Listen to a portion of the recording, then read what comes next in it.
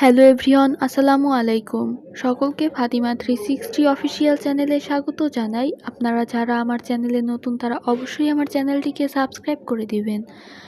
আজকে চলে আসলাম আপনাদের সামনে এনটিআরসি এর আপডেট নিউজ নিয়ে।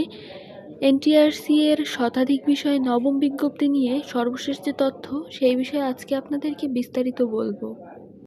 বেসরকারি শিক্ষক নিবন্ধন ও প্রত্যয়ন কর্তৃপক্ষ অর্থাৎ এনটিআরসিএ নবম শিক্ষক নিয়োগ বিজ্ঞপ্তি প্রকাশের প্রস্তুতি প্রায় সম্পন্ন করেছে। ৭০,০০০-এর বেশি শিক্ষক শূন্যপদের বিপরীতে প্রায় ১০০ বা ১০১টি বিষয়ে এ বিজ্ঞপ্তি প্রকাশিত হতে পারে। চলতি সপ্তাহে এই বিজ্ঞপ্তি প্রকাশের অনুমতি চেয়ে শিক্ষা মন্ত্রণালয়ে প্রস্তাব পাঠানো হয়েছে।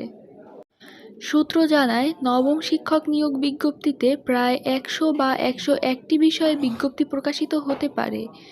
যেসব পদে শূন্যপদ থাকবে না সেগুলোর বিজ্ঞপ্তি প্রকাশিত হবে না। বিজ্ঞপ্তি প্রকাশের জন্য প্রায় সব কার্যক্রম ইতোমধ্যে সম্পন্ন করেছে প্রতিষ্ঠানটি। চলতি সপ্তাহে এ বিষয়ে অনুমতি চেয়ে শিক্ষা মন্ত্রণালয়ে প্রস্তাব পাঠানো হতে পারে।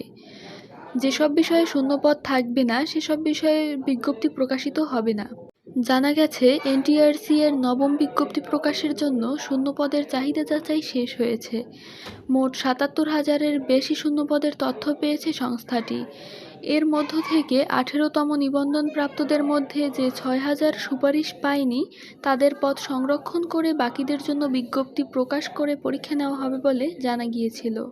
তো এই ছিল আজকের ভিডিওটি ভালো লাগলে অবশ্যই ভিডিওটিতে একটি লাইক দিবেন এবং যারা এখনও আমার চ্যানেলটি সাবস্ক্রাইব করেননি দয়া করে আমার চ্যানেলটি সাবস্ক্রাইব করে দিন।